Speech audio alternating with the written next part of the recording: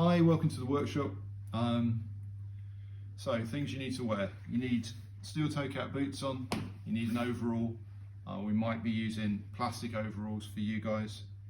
You'll need safety glasses, unless you've got any funky old man safety glasses like me.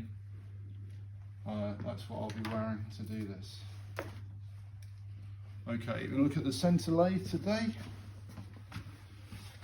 So on here we have got the chuck here, which has got where we're going to support the work. We have our speed control, which is on this end here. We have our saddle, which is this part with our tool post on. We'll use that with this tool to face off the work. I'll show you that in a moment. We have a tail stock, which looks a bit like the drill chuck, which you would have seen before. That's a Jacobs chuck fitted in the tail stock there. And this is what we'll use to drill our holes into our billets, which will become work pieces once we start working on them. We've also got a live centre here, which is something that we can use to support the work while we're turning it. We'll get to that also. I'm going to show you how to set up the machine so that we can face off a piece of material and so that we can make our drill, to begin our drill hole using our centre drill. So work that through. Okay, here we go. So we're going to fit our workpiece in a 3-jaw chuck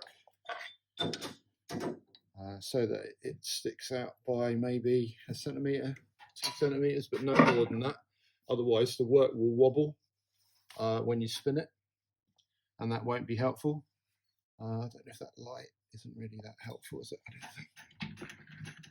Okay, so it's important that the machine always spins the right way. This machine should spin this way when you turn it on, otherwise you're going to damage the tool. So if you watch this chuck move when I turn it on, you see the way it spins around this way.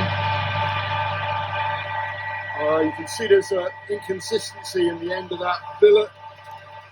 We'll soon get rid of that with, so I'm just going to use this hand wheel on this end, and this hand wheel on this end to remove the material into the centre and then back.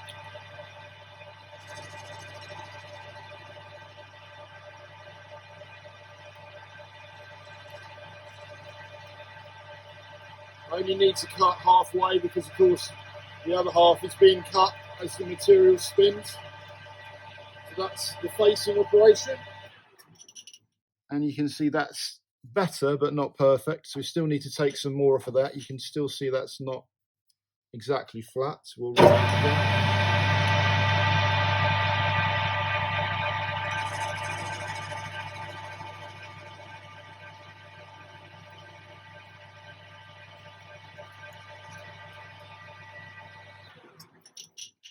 There we go.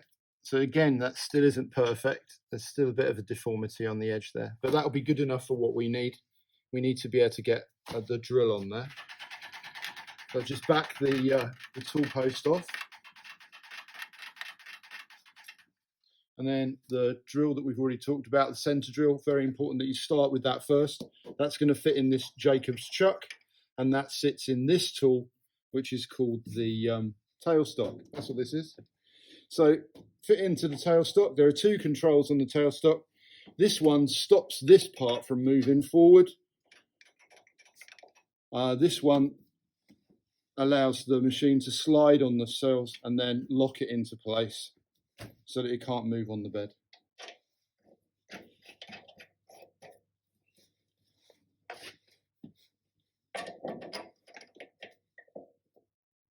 So just make sure this is good and tight.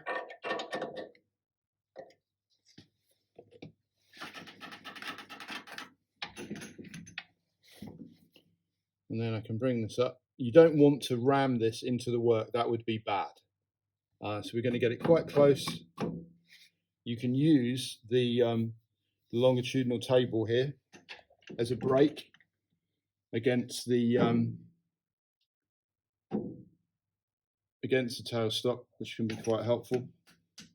So we want it quite close, but we don't want it touching the surface. Then we're going to lock that in place so that can't move. And And then using this handle in the end, you can then wind that forward, and then you'll notice that that will start to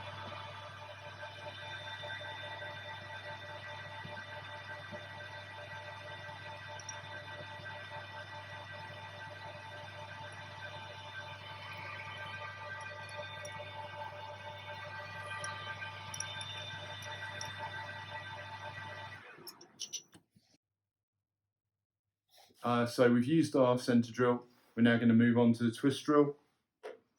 So that's going to be fitted into our Jacobs chuck now.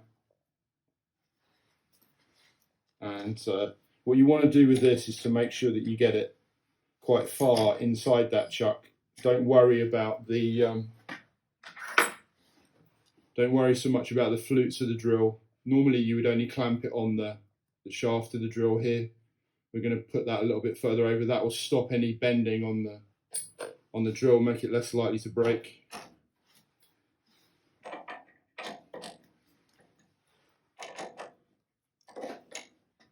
You probably should use some very short drills for this process, really.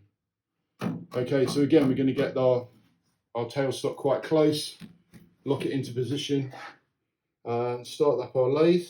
Green button. And on the wheel on the tailstock, and then we can start to drill our hole. And something before I get, so I haven't got that aligned, you can quite see the drill there is just on the edge of the material. And then on this quill, this is how we're going to do our measurement to see where we're at. We need to be able to measure to 30 millimeters. That's going to be a little bit difficult, but not impossible with this machine. So here we go. So what I'm going to do is just mark that here with the permanent marker. And then as I advance that into the material, we can see how far we've drilled. So each of those graduations is 2 millimeters. And although it says 20 there, of course we didn't start at 20, we started on about 4 millimeters, 14 millimeters there. So you need to bear that in mind. What you'll need to do is to drive the work in and then wind it back to let that swarf out.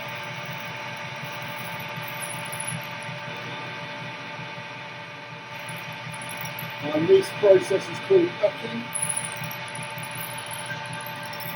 So a quick check on this. So you can see we've done 10, 12, 14, 16 millimeters.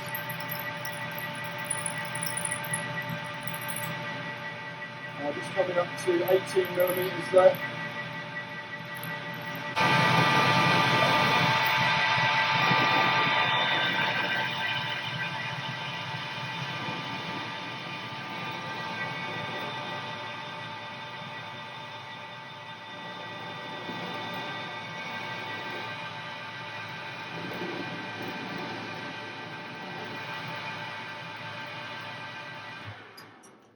You can see that means that we've done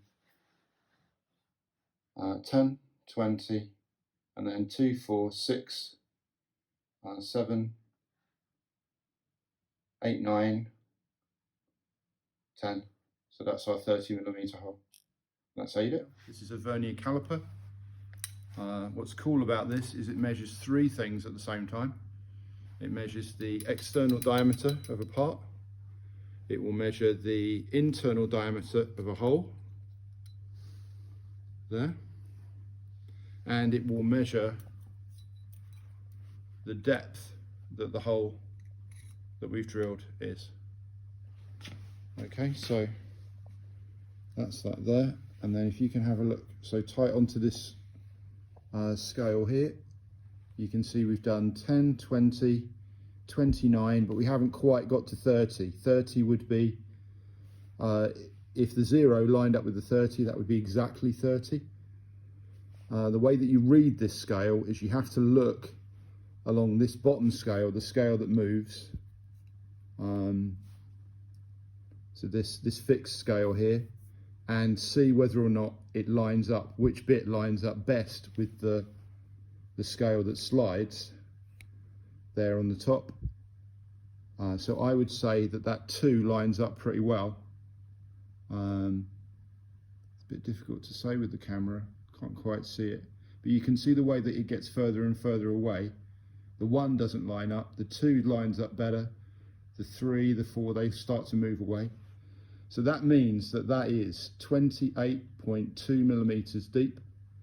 So that's not bad. I need it to be 30. I need it ideally to be slightly more than 30. So when I change the drill and go to the 5 millimeter next, we'll drill the hole slightly deeper than we did last time.